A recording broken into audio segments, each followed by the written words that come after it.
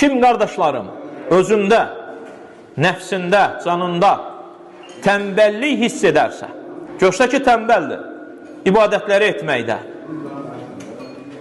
görsə ki, xəsisliyi var Allah üçün malını xərcləməkdə, görsə gecə qalxmaqda, yuxusuna qalib gəlməkdə, fəcrə qalxmaqda, müsəlmanlarla bərabər xeyirdə olmaqda, onlarla bərabər addımlamaqda görsə ki, zəifdir, bu ibadəti çox etsin, Allahı zikr etsin.